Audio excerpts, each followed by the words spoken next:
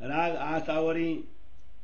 मैं पूछो पांदे तुमको, कहो कर के विचारा, शास्त्र अर्थ सब ले वही, पर किने न कियो निर्धार। माया मोह अहंकार थे, ये सबे उत्पन्ना, अहंकार मोह माया उड़ी, तब कहाँ है ब्रह्म वतन।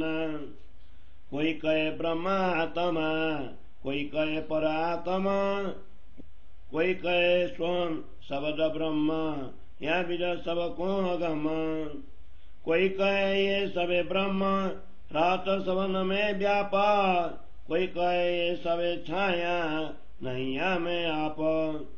कोई कहे वो निर्गुण न्यारा, रात सवन से असंगा, कोई कहे ब्रह्म जीव न दोये, ये सब एक अंगा।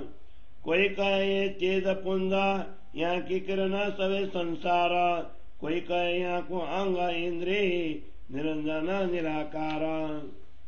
कोई कहे वो पुरुष उत्तम, और ये सवे सुपना, कोई कहे ये अलकाला, कोई कहे सब सुन। कोई कहे वो सदा शिव, और न कोई देवा, कोई कहे आद नारायण, करत कमला जा की सेवा। कोई कहे आदे आद माता, और न कोई क्या है, शिव नारायण सब यहाँ थे, या बिन कछुए नाहे। कोई कहे यहाँ को कर्म करता, सब बंदे आवे जाए, तीनों गुण भी कर में बांधे, सो फिर फेरे खाए। कोई कहे ये सब काला, कर्म शक्ति उपाय, खिलावे अपने मुख में, और आकर को खाए। कोई करे काल को संयम, कोई दिन काया बचाए, कोई राते करमाते, यूं सब निगम न चाहे। पड़े गुने विकार न छूते, आगन अंगते जाए, आप वतन चिने बिना, टोलो जन बिना गोते खाए। ये संशय सब समझाए के, कोई अंग को रजे उदासा, सो गुरु मेरा मैं सेवता है, सो गुरु मेरा मैं सेवता है, शुद्ध चित होए दासा। मैं तो खोजो शुद्ध पार की, कोई न देवे बताए, मोह अहंकार के बीच में सब ही रहे उलझाए। समझ बिना सुख पार को नहीं, जो उदम करो कैला का, तोलो प्रेम न बजे पूरा, जो लो अंदर न देवे साखा। ये दो के गुरु सर्व के भाने, जिन पाया सब विवेका, बाहर उजाला करके, आकर दिखावे एका। श्री महामत सो गुरु कीजिए, जो बतावे मूल अंकुरा, आत्मा अर्थ लगा वही, तब पियावत न अधूरा, तब पियावत न अधूरा। श्री महामत सो गुरु कीजिए, जो बतावे मूल अंकुरा, आत्मा अर्थ लगा वही, तब पियावत न अधूरा, तब पियावत न अधूरा। चौपाई 18 प्रकरण 28, चौपाई 328। बोलो श्री प्राणनाथ प्यारे की जय। श्री कीर्तन ग्रंथ को 28वें प्रकरण को हिंदी सरलार्थ। हे पंडित जन, मैं आपसे पूछता हूँ, उसका ध्यान पूर्वक विचार कर उत्तर दें। शास्त्रों का अर्थ तो सब जानते हैं, किंतु किसी ने भी निश्चय नहीं किया कि पर ब्रह्म परमात्मा का स्थान कहाँ है। माया मोह और अहंकार से समग्र विश्व उत्पन्न हुआ है। जब अहंकार मोह माया का नाश होकर विश्व का प्रलय हो जाएगा, तब पूर्ण ब्रह्म परमात्मा का स्थान कहाँ रहेगा। कई लोग आत्मा को ब्रह्म मानते हैं, कई परात्मा को ब्रह्म मानते हैं, कई लोग स्वयं शब्द को ही ब्रह्म मानते हैं। इस प्रकार पूर्ण ब्रह्म परमात्मा सबके लिए अगम्य ही रह गए। कई लोग मानते हैं कि जगत में जड़ और चेतन के रूप में सर्वत्र ब्रह्म की व्याप्त है। कई पंडित जन कहते हैं कि यह तो ब्रह्म की छाया प्रतिबिंब मात्र है, इसमें ब्रह्म नहीं है। कई पंडित मानते हैं कि ब्रह्म निर्गुण निराकार है और सबसे न्यारा है। कई पंडित ब्रह्मा और जीव इन दोनों स्वरूप को अलग नहीं मानते, वे मानते हैं कि दोनों का स्वरूप एक ही है। कई लोग ब्रह्म को तेज पुंज ज्योति स्वरूप मानते हैं और कहते हैं कि संसार के सभी जीव इसी की किरणें हैं।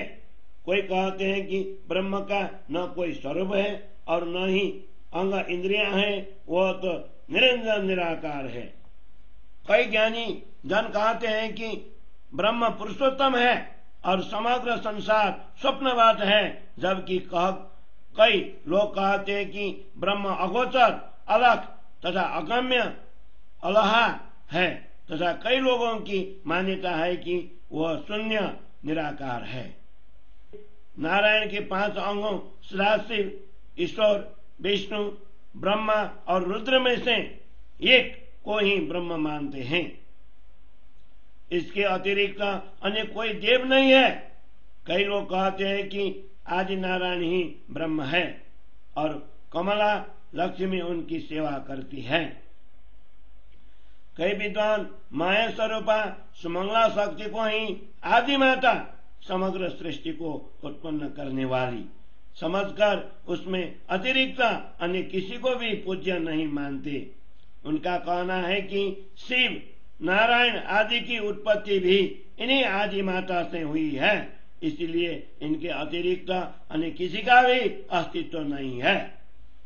कई लोग इस माया को ही सृष्टि रूप कर्म का कर्ता मानते हैं। समग्र संसार के जीव माया के कारण ही कर्म करके जन्म मरण के चक्र में घूमते रहते हैं। तीनों गुणों के अधिपति ब्रह्मा, विष्णु और महेश भी कर्म के बंधनों में बंध कर इस भव चक्र में जन्म मरण के फेरे लगाते रहते हैं। कुछ लोगों का कथन है कि यह सब काल का ही पसारा है।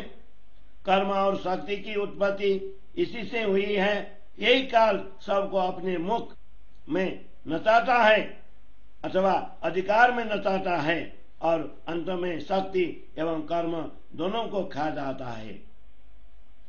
कई लोग काल को अपना बस वर्ती बनाकर कई दिनों तक शरीर को मृत्यु से बचा लेते हैं। कई लोग चमत्कारों में मग्न होकर उन्हें ही सर्वस्व समझते हैं। इस प्रकार वेदों की बाह्य ज्ञान में ही सब नाच रहे हैं। शास्त्रों के सिद्धांत का रटन करने मात्र से संसार के विकार नहीं छूटते तथा ईर्ष्या और द्वेष की अग्नि शांत नहीं होती। स्वयं और अपने मूल घर की पहचान हुए बिना जीव बिना पानी के भवसागर में गोती खाते हैं। महामती कहते हैं, इन सब संशयों का समाधान कर हृदय में जो ज्ञान का प्रकाश फैलाएंगे वे ही मेरे सद्गुरु हैं और मैं दास बनकर शुद्ध चित्त से उनकी सेवा करूंगा। मैं तो व्यर्थ की परे की शुद्धि रखने वाले महापुरुषों की खोज में हूँ, परंतु कोई भी पार की बात नहीं करता। ये सब लोग मोह और अहंकार के बीच में ही उलझ रहे हैं। लाखों यत्न क्यों न कर ली, किंतु परम तत्व को समझे बिना परम धाम का अखंड सुख प्राप्त नहीं हो सकता। जब तक अंतरात्मा साथी नहीं देती तब तक पूर्ण प्रेम उमड़ता नहीं है। जिन्होंने विवेक पूर्वक तत्व ज्ञान को प्राप्त किया हो, ऐसे सर्वज्ञ सद्गुरु ही इस भ्रामक मायावी ज्ञान का नाश करके मन की शंकाओं को दूर कर सकते हैं। ऐसे सद्गुरु बाहर और भीतर दोनों स्थानों में प्रकाशित कर एक पूर्ण ब्रह्म परमात्मा का साक्षात्कार करवा देते हैं। महामती कहते हैं, ऐसे व्यक्ति को ही सद्गुरु बनाना चाहिए जो मूल अंकुर पार के संबंध का परिचय करवा दे।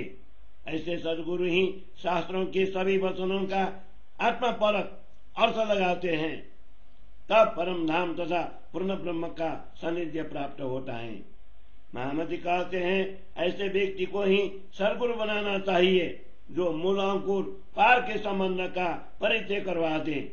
ऐसे सद्गुरु ही शास्त्रों के सभी वचनों का आत्मपरक अर्थ लगाते हैं, तब परम धाम तथा पूर्ण ब्रह्म का सानिध्य प्राप्त होता है। तब परम धाम तथा पूर्ण ब्रह्म का सानिध्य प्राप्त होता है। चौपाई 18 प्रकरण 28 चौपाई 328। बोलो श्री प्राणनाथ प्यारे की जय।